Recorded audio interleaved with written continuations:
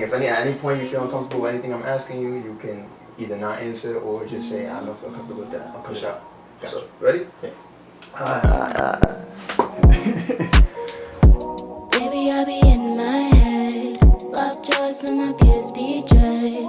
I'd rather talk to myself instead. I'd rather talk to a real one. Got me saying, what's up, everyone? It's Awakened Mind here, aka Makai, and today we got a special guest. How y'all living? Who is you? Let them know who you are, man. Who you are? How y'all living? My name is Classix The Writer, 17-year-old MC. Chilling with an incredible young mind, an inspiring mind. Y'all find out what that means later on. My man Makai.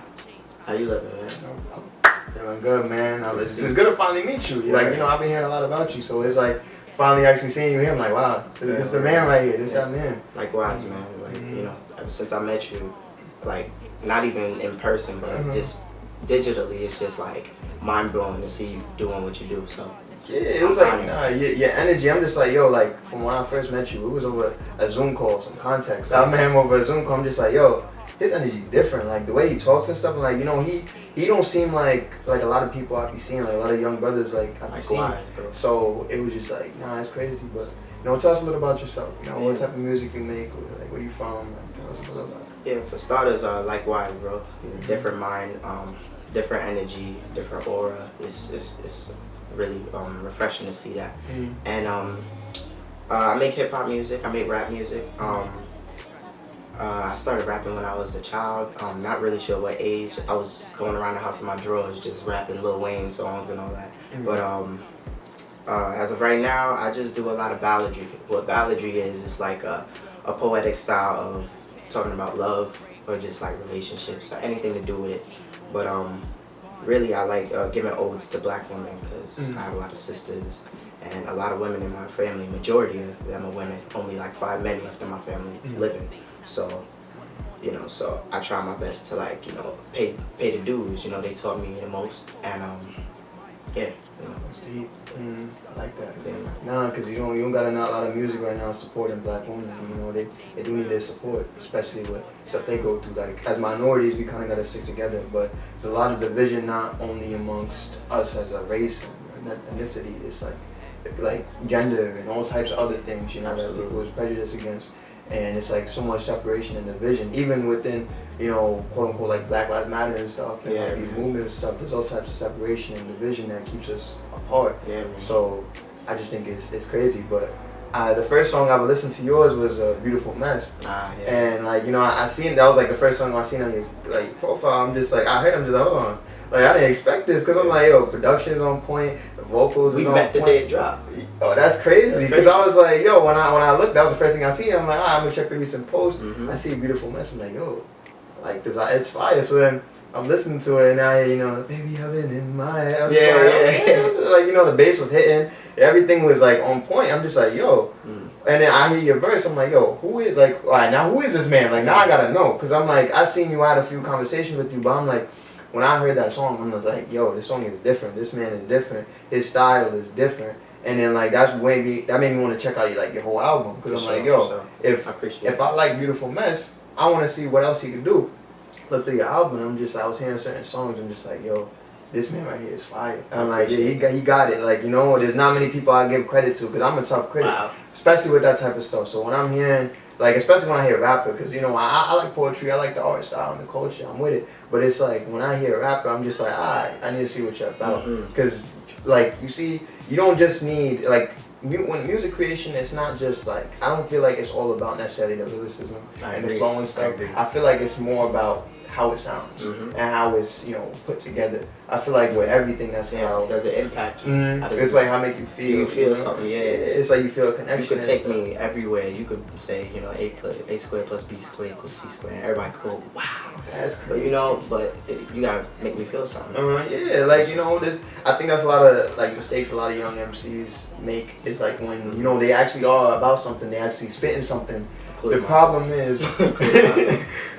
is sometimes they find themselves not really talking about much. It's like, yeah, you know, I'm the realest MC in the place to be, and I can say all this like ZZZ, but it's like, what did you just say? And it's like, then on top of that, you know, the production's off, the quality's off, you know, it's just not all around good. So like I can see you a go-getter. Like, you go for what you want, you go for what you need. And, you know, that leads me to my next question because, you know, Beautiful Mess, I like the song a lot. And I seen in Daydream, I'm like, okay, I seen Your View, I seen Sleepy's interlude, I'm just like, okay, I see it coming like another person named Téhilah. I'm like, okay, I'm like, so I'm just want to ask you, like, that like a musical duo going on a little bit? You guys just like collabing? Or like, okay. Can I get a simple water? Yeah, go ahead. All right, let's get it. Interview. I'm glad you asked those questions. Referring Daydreaming and Beautiful Mess. So, Téhilah and I met like last September. So, not last September, but September of 2018. So, like the last September. And you know, obviously, you know how things go. You talk to somebody, you like them, you know, a relationship happens, boom. Yeah. So, I really not only did I fall in love with her, but I fell in love with her skills as an artist. She's really a natural, like, and the thing was, I wouldn't have anyone on my song if I know they're not gonna give me something that I feel. And even if so, they don't give me something I feel, I usually have a connection with that artist. So the connection I had with her, it was already so strong. It was like automatic. Like, you have to be on this album. If you're not, then it just doesn't feel right. And you have to be on this single, because if not, it don't feel right. So her and I came up with a duo named Crowns, 2019. I don't know if you saw the page. Yeah, okay, that makes sense now. Yeah, we Crowns, and basically we just been performing since 2019, just everywhere, you know, Bronx, Manhattan, Brooklyn, anywhere, you know, and we just taking advantage of any opportunities we get. Right now she's in college, so she can't really, you know, do things with me right now, which is a bummer. But for sure, she's definitely my musical how would I say it, twin, I guess. You know, she's definitely somebody. Yeah, man, she's a light at the end of the tunnel for me. I like the idea of the whole the Crowns thing, because it's like, you know, it's like King and Queen type shit. Yeah, and I like that you guys are kind of embracing that. You know, like, and it's like, people say you can't mix pleasure in business, but for sure, I feel like if it's done the right way, you definitely can. Yes. It's just like, you just gotta know when it's like, alright, this is business, we gotta get this done. But it's like, okay, we can have fun, you know? You gotta be so serious all the time. Yeah, It's man. Like, have fun with what you're doing. For So sure. like, I really respect that. Like, when I was seeing it, I'm just like, I respect that. I'm glad you mentioned that, because you know, I've worked with a lot of artists in the past 3 years or so, and a habit that they have is they either play too much or they keep the serious face on for way too long. And I'm like, you know, we can have a conversation, you know, we can sit down, we can talk, we can build a relationship before we get into the work. Because if we do that, then that's making a connection that can last for a very long time. And I know people don't really care about making certain connections with certain people, but the more connections you have, remember, it's not what you know, it's who you know. You know what I'm saying? Exactly. So the more connections you have, you know, it just makes the world an easier place to live in. You know, we don't have to rush to nobody. You know, when we feeling down, and we could just rush to somebody and be like, yo, I need your help with this. We don't have to like run away from someone. You know, if we need help, you know, those are the people we call. So, a lot of the things Téhilah did were kind of like that. Like, it resembled, you know, being able to help and be there when you need them, as an artist and as a partner. So, yeah, she definitely knows how to, you know, mix the two the right way, and she definitely knows how to navigate through music. So I appreciate her, and she taught me a lot about that as well. That's one of the reasons I have the connections I have. So, you know, like you said, like, it's not really always about who you are and what you can bring. It's about who you know. Like, you know, people always talk about like Drake. He's like, I would say I give Drake this. He's most consistent, but that's because everything about him is just like they got everything on down. Yeah, like, man. Summertime, they know the timing. Yeah. And he got the right influence, the calculator. right marketing, the right promoters, and he knows how to really put himself in certain things. Because the thing is, when you think of Drake and a Drake song, and hit Drake song, you associate it with something like, you know, summer. that's typically when he's like Yeah. the biggest. He always got Yeah. some kind of song in the summer. It's like that's a song summer tune. Like this So- summer, like dropped like 6 songs this summer. Mhm. Like not even 6, like a whole album and Mhm. 6 other tracks. So Mhm. it's just like, you know, when you that calculated, it usually takes a lot of connections. And you know, working with Khaled, working with, you know, several people who could just put you in position to be successful. I mean, Chris Brown, Travis Scott, you work with so many people at the same time.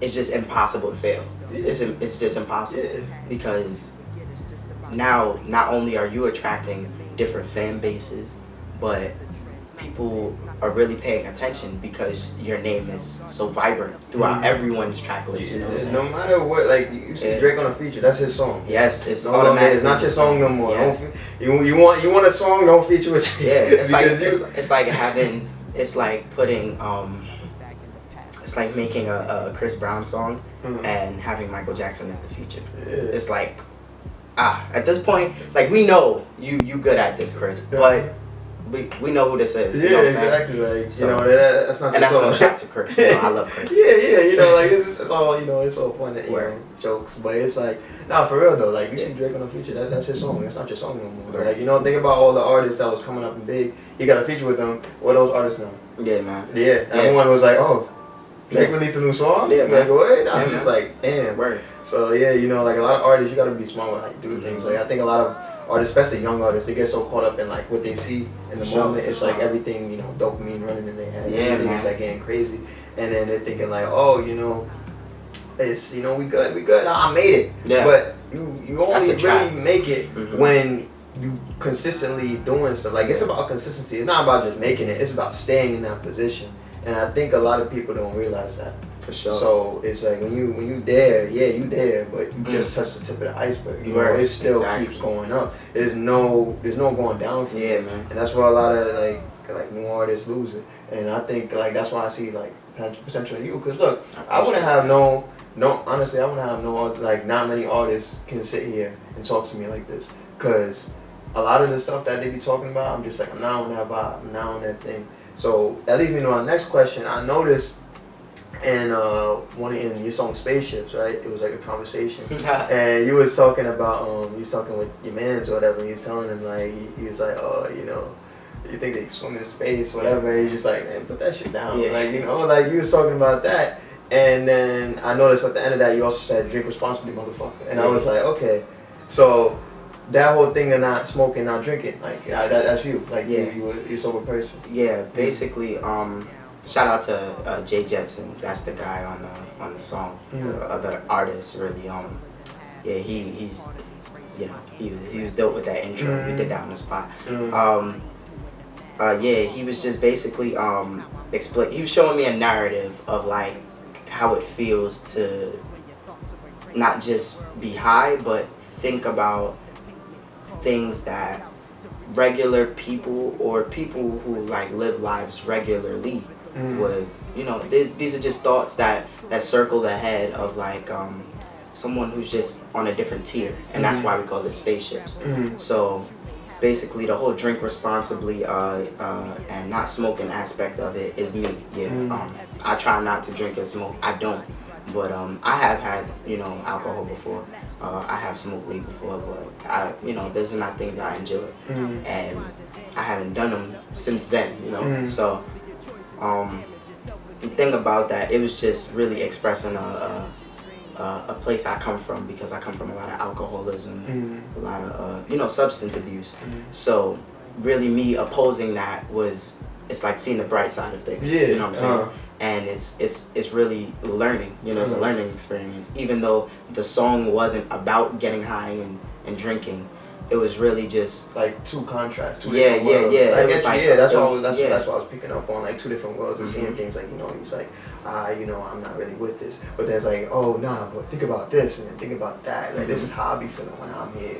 And then even at the end, like the outro, you were just like, yo, like he's like, yo, you sound stressed, bro. Yeah, like you need to hit this shit. Yeah, man. that's And another then- thing too. Like just drink responsibly, meaning you know, try not to Don't to lose overflow. yourself. Yeah, try not to overflow or lose yourself in pain and regret and things like that, because that's what I was really. That was like almost a sequel to Daydreaming. That was almost me like just leaving you a little bonus for you to understand like where I'm at still. Yeah. You know what I'm saying? And me talking about my father and my mother and my sisters, it was just a combination of regret, you know, feeling like you aren't worth enough. You know, so just seeing how, you know, it could be such a wonderful looking song because of the cover art and stuff, yet it's really fucking sad because you know, and that's the message I tried to convey regardless of the skit or, you know, how his verse started, because his verse was really exciting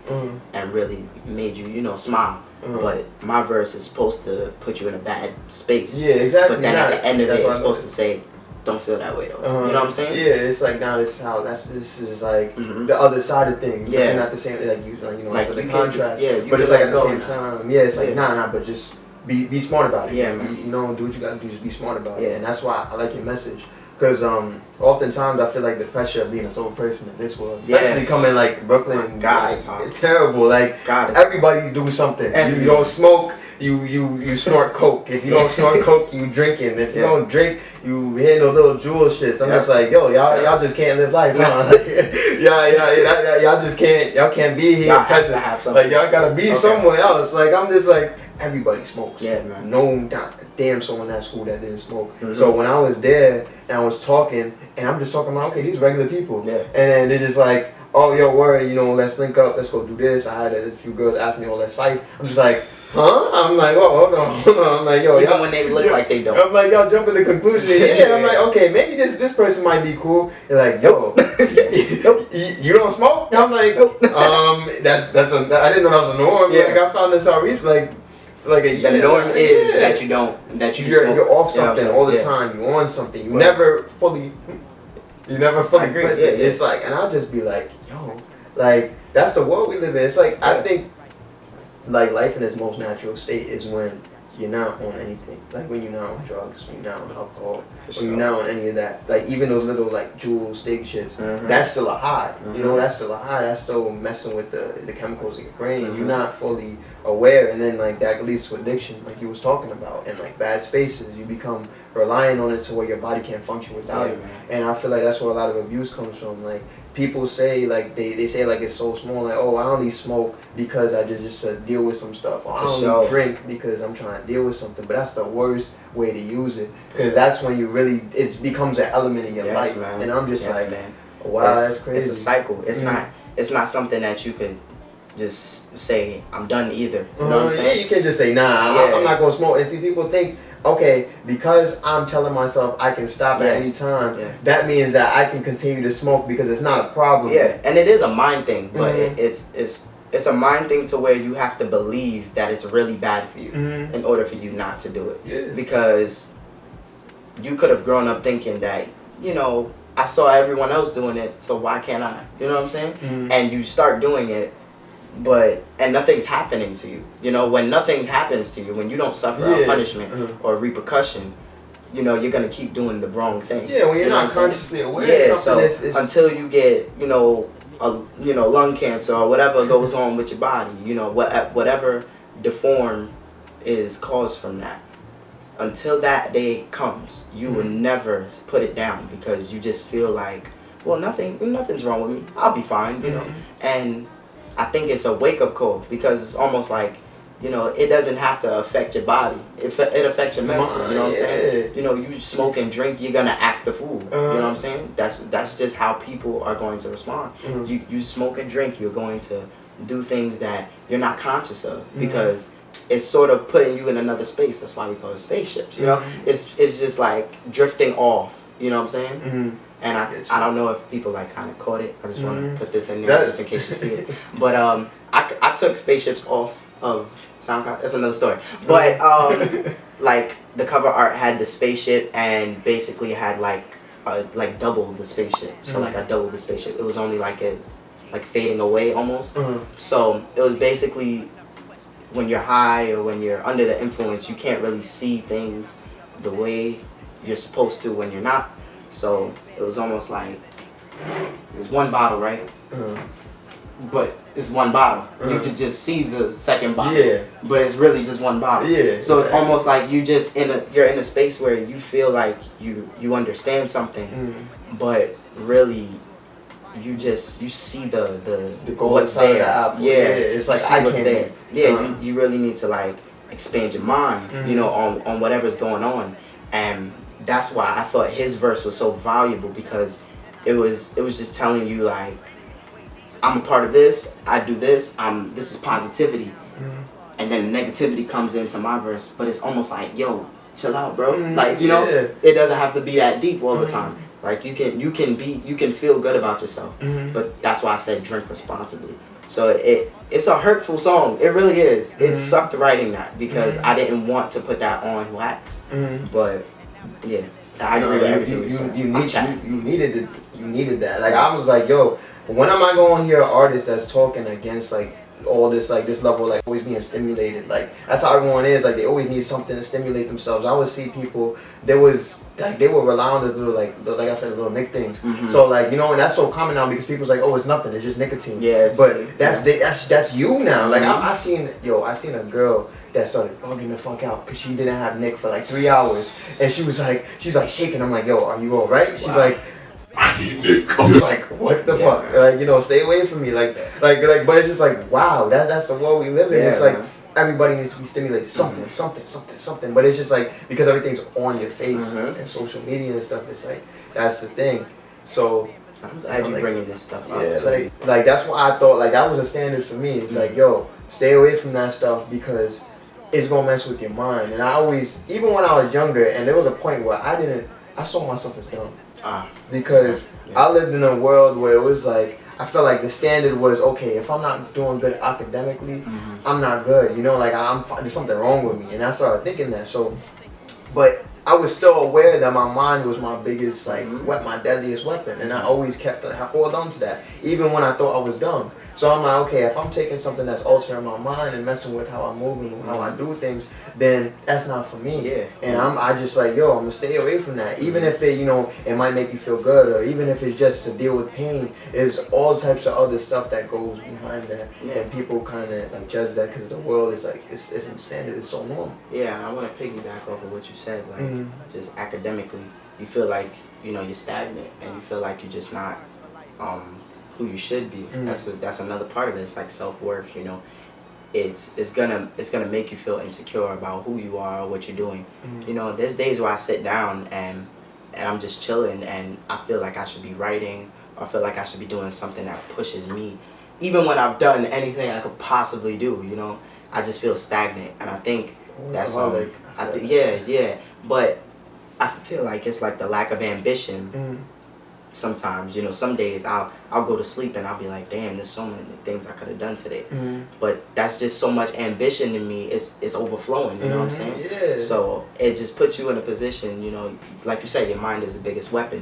When you continue thinking that, you know, you're not worth this and you're not worth that, so you have to do this, it makes you really think that. It's programming yourself to say that every day, and to think that every day, and believe that. So, you know, it's hard not to use that weapon so often, because you put yourself in a position where, like I said, that fork in the road, you know, you don't know which direction to go. So you just like lean on whatever thought is the easiest, you know what I'm saying? Whatever's the simplest form, you know.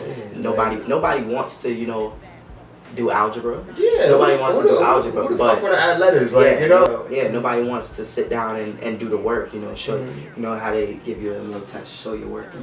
Nobody wants to do that. Explain it. I just want the answer. Like, it's this because it's that. That's it. Like that's how I be feeling. You just want the answer, and getting the answers means you have to go through a series of thoughts and a series of pain and turn of events. So it really is painful when you sit down and, you know, that's OCD. When you sit down and think the same shit over again, and you just get stuck in that cycle where it has to be this way, it has to be this way. And if it's not, you know, and that's a thing about men too. I'll get into that later because I'm rambling.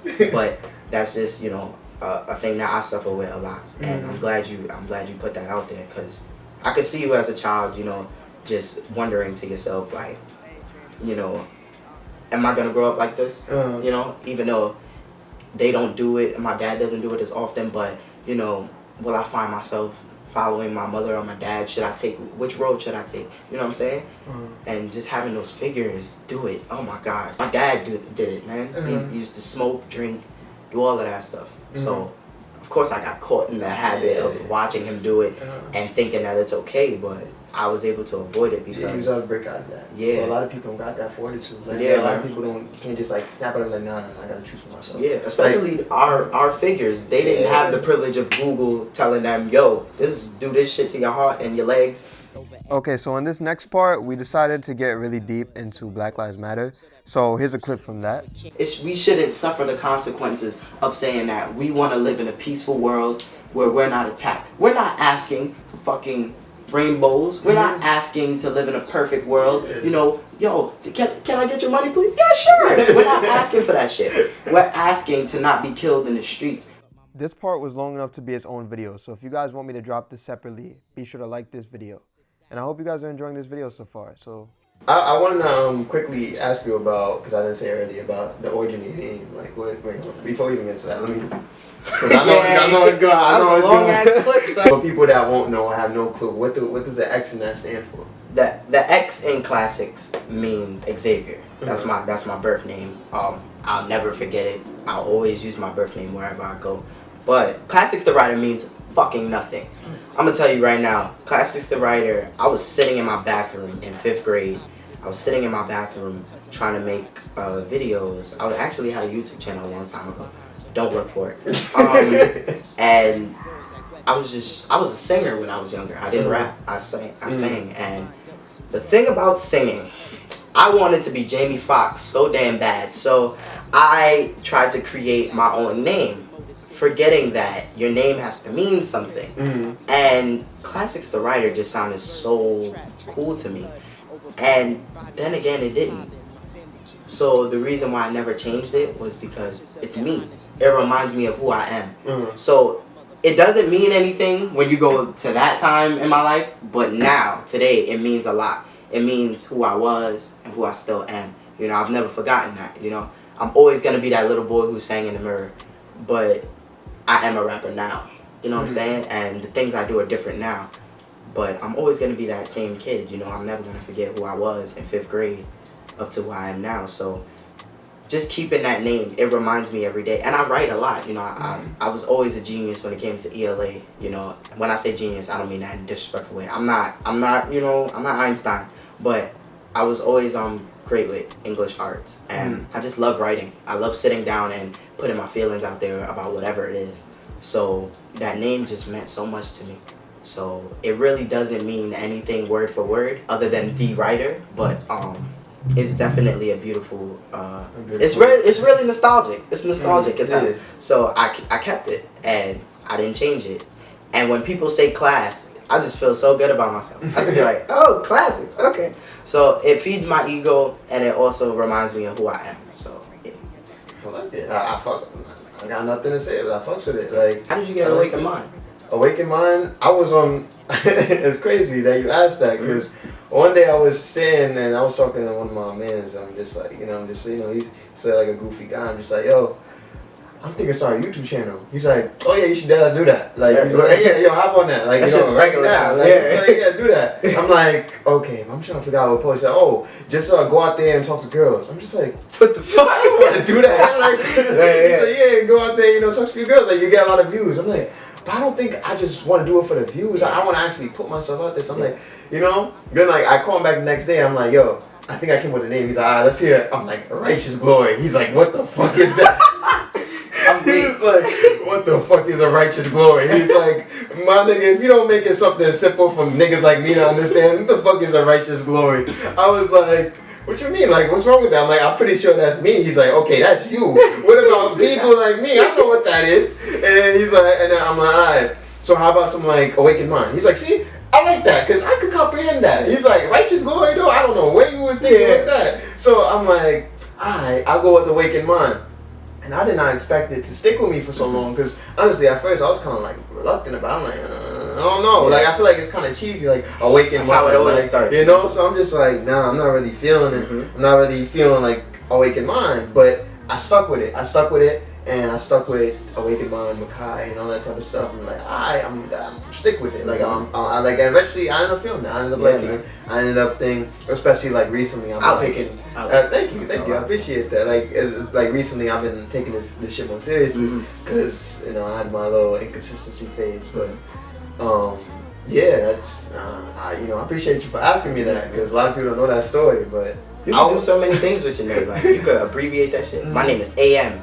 You could abbreviate. You know what I'm saying? It's just names don't have to mean shit. Like other than it's AW Makai, and it was supposed to be Am Makai. Yeah. I thought about it I thought about it too late. Yeah. I'm like I put AW instead of AM. It still works because Awaken whatever. So I'm just like I'm jacking that. No AM like AW I like anyway better. I don't know you got a nice ring to it, but like.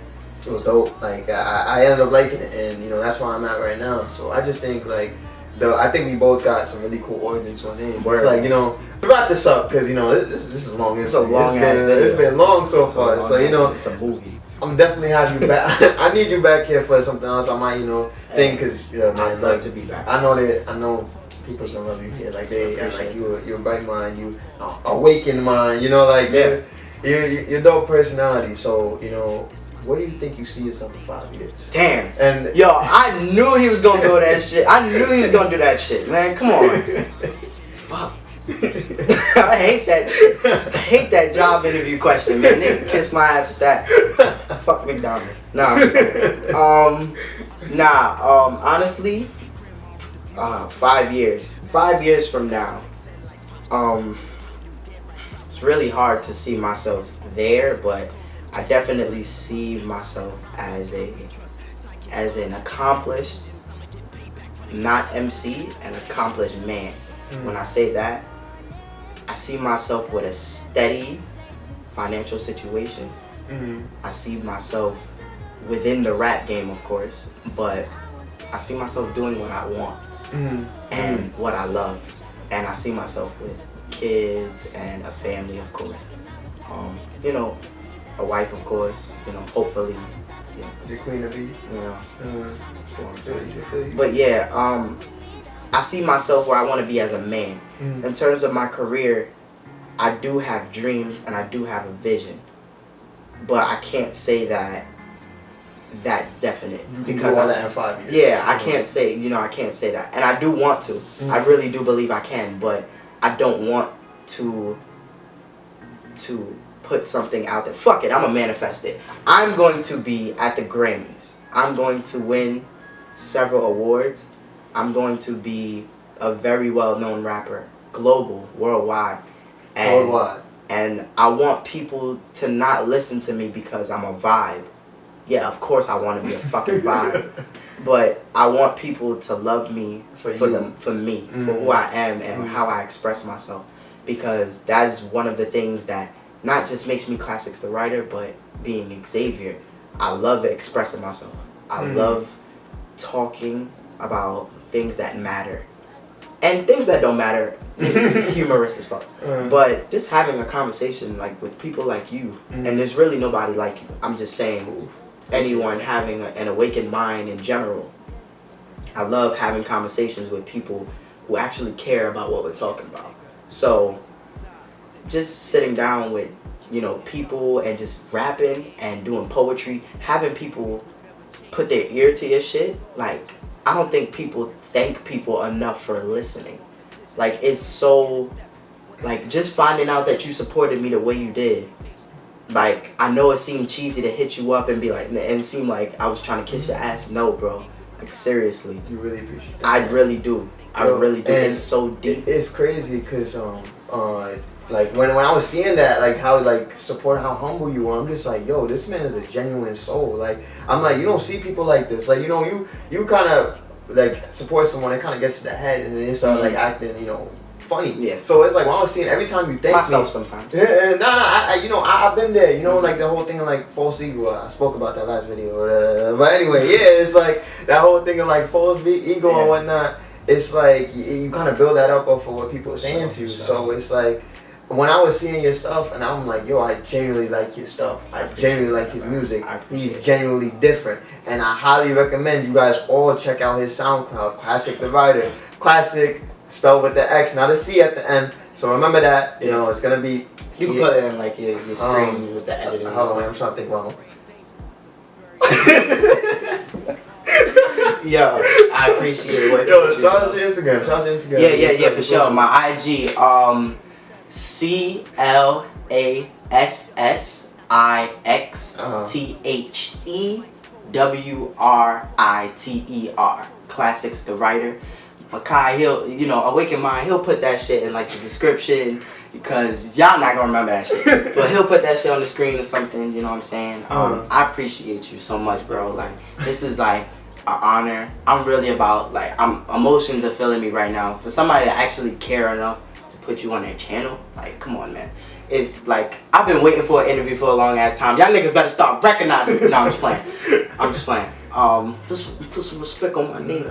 Nah, but I appreciate you so much, bro. This opportunity. You know, it's like the fourth time, but you know that's how you know it's real brother love, man. Like, of course, man. I'm glad you said yeah, cause I was like, yo, honestly, yo, man. I'm like, I don't even know, like, but.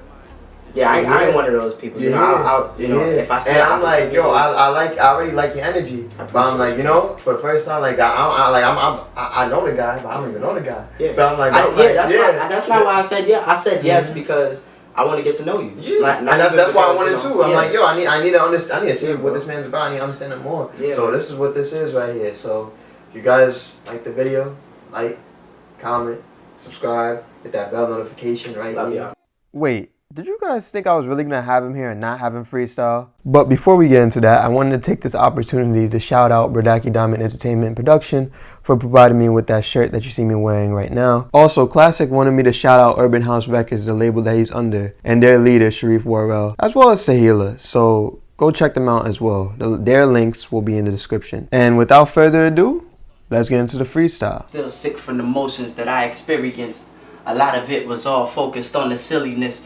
Obviously, what I lost in the fire completes the muscle that muffles my brain. I bleed light in the dark times, strive to revitalize, reciting lines that only shit the shit that I'm going through at the time. So flushing out the anger is such a waste. Frustrations on page be the musical notes that's joking in my face. I noticed the difference between my current predicament and my previous composition. There's no composure, no compound. I'm stuck and ready to drown. The substance filling up the entire space that I feel stuck in.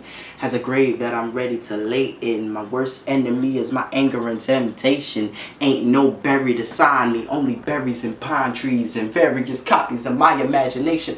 It's like the Matrix. I pray the illustration I'm making don't pose as an illusion, but proposes conclusion and upholds a solution. Finally took my mask off and now we're back off to seclusion. The fuck did I even try for? A Tribe Called Quest helping me whenever I was upset. Now it's offset, telling my mindset take off. My mind yet suicide is futile when I am death at your motherfucking door with a warning. I ain't shit talking. You niggas wanted to smoke, so now we split sparking. You'll be susceptible to corona with this blade. Fuck it though, y'all gonna die here anyways. Nigga, I'm your getaway. Nigga, I'm your guillotine. You'll never get to be the master even at this degree. Cold world and I'm used to it. Sending shots, I let it rock, nigga. I'm proof to it. Classics. Look at your nigga, he way too toxic. Look in the mirror, you keep getting nauseous. As you age, it's all the same.